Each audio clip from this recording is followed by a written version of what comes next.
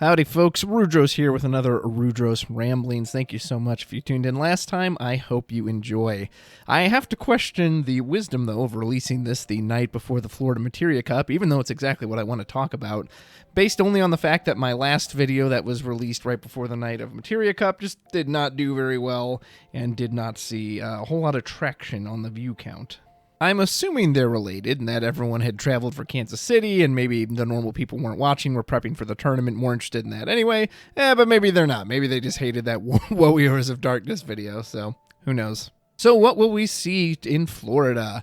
As a reminder, I will be casting the tournament as a big thank you to Haven Games for letting me work with them, and I always enjoy cooperating with them, so I do hope you enjoy it. I do hope you'll tune in for the commentary. Plan to do my best to make it exciting, educational, and easy to listen to, and hopefully guide you along with some great Final Fantasy play.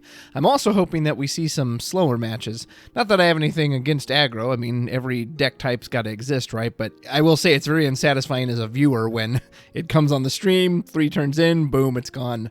I think when I cast it, was it 2 years ago? Maybe it was just 1 year ago. I just know by the time the stream came up, one of the matches was nearly already over. Someone had just dealt someone else 5 points of damage, and then I think we saw about 30 seconds of play, so hopefully we get a little more than that, as I would like to have nice, lengthy content for everyone to enjoy. Speaking of content, the grind continues on because too much work and no time to play makes Travis a dull boy. Nice little Shining reference there for those of you who knew that one. Man, if you're out there and for some reason you're able to sustain yourself off of, I don't know, your parents' income or self-wealth, whatever, don't get a job. Jobs suck.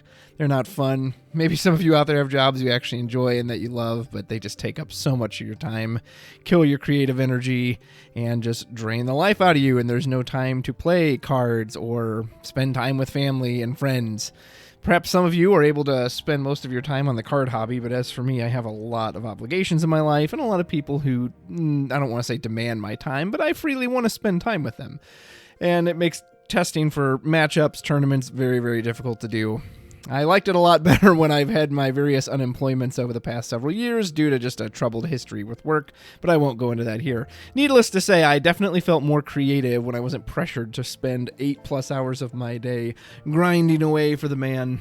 Don't do it if you can avoid it somehow. I highly, highly do not recommend. Does anyone actually enjoy box openings? It can be for Final Fantasy, Lorcana, Yu-Gi-Oh!, Pokemon, Magic, whatever. I started doing them because it was recommended to me that, oh, people really like box openings. They like to see when you pull a full art or an enchanted in Lorcana or whatever the rare chase card is. But they always consistently have some of my lowest views on this channel. Is it because Final Fantasy boxes just aren't as interesting to open since the boxes are all pretty well mapped out, so you're only going to get a handful of things? And even the allure of like, hey, can we pull a signature card, which I put in the thumbnails, no one really seems interested in those, so if the views stay as they are, I might just cut those out entirely because it seems like they are not well-loved or well-watched content, even though I'm informed that other bigger card games with bigger creators can attract an audience for those, but it just doesn't seem to matter here. I was looking over some of the cards from Opus 22. Has anyone used that Valade ping card? It's the ice one that you essentially give something the effect that if it takes damage, it breaks immediately. I thought it was a really neat sounding card, and I'm not sure what it should go with. You would think something with fire, right? Maybe like a Mitsuki backup, something that could ping over and over and over again, as long as you're willing to pay the cost in the Valade, but I haven't seen anybody try it. Too expensive? Just there's better things to be doing, or maybe in an Opus where there's something called Roll 7 and he has the ability to just negate you targeting him every turn. Maybe something like that is just too slow and fair for the game. What about the Gilgamesh Earth Legend? He sounded neat, but he also did sound expensive. I've seen a few people running him in a deck, but I don't think I've ever seen Gilgamesh actually carrying the load for those decks. Usually he ends up just getting discarded for CP. I can't recall seeing a time where like, wow, this Gilgamesh is unstoppable. This thing is just tearing a new one. Maybe we'll see it at Florida? Speaking of which, we'll do a couple predictions here for Florida. I do hope they cut to top 32, depending on the room size, of course, but I always like to see more players get more of a chance to play. I'm going to predict the finals will be some variant of 4-color Warrior of Light, So either, I don't know, it'll either be just like 4-color generic good stuff, or it'll be the Warrior of Light version versus Knights. Is that likely? I don't know. Knights have certainly struggled to prove themselves in the top cut of these materia cuts, but I kind of want to see it happen, so we'll see if we get that. I do expect to see a lot of Wool 7, as well as maybe some decks built to counter that. Earth Lightning seems to be a popular choice, as cards like X-Death and Mist Dragon exiling the Break Zone can really put a hamper on the Cypher and Adia shenanigans.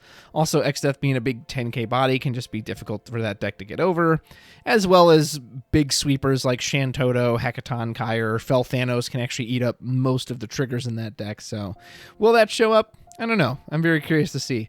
I do hope we get some of the usual jank we always get on stream. There's always some players out there who are committed to playing their deck and their deck alone, and it's always fun to see, hey, you didn't expect to see whatever, OTK Scions, Dragoons always seems to want to make an appearance somewhere.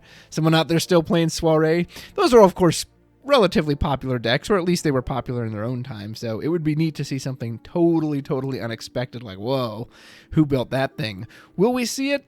I don't know.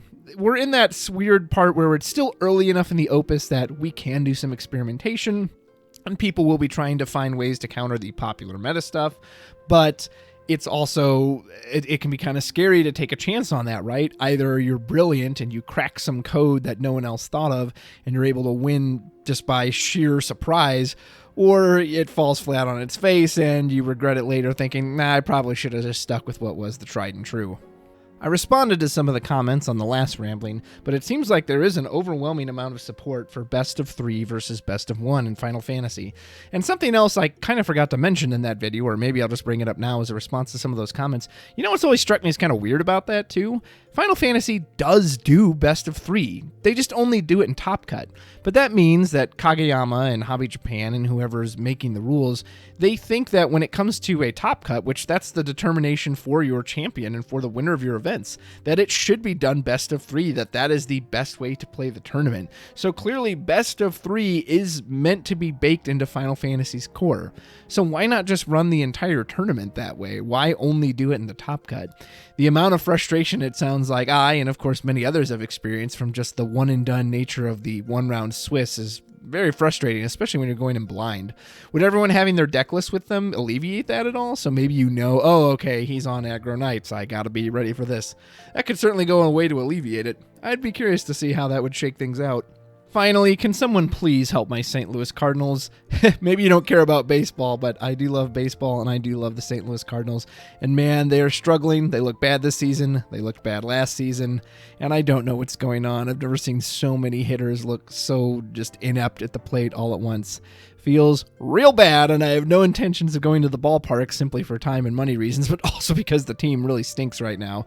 Come on, boys. You can do better than that. That's going to do it for this episode of Rudrose Ramblings. I appreciate you tuning in. Enjoy the Florida Materia Cup, and until next time, take care.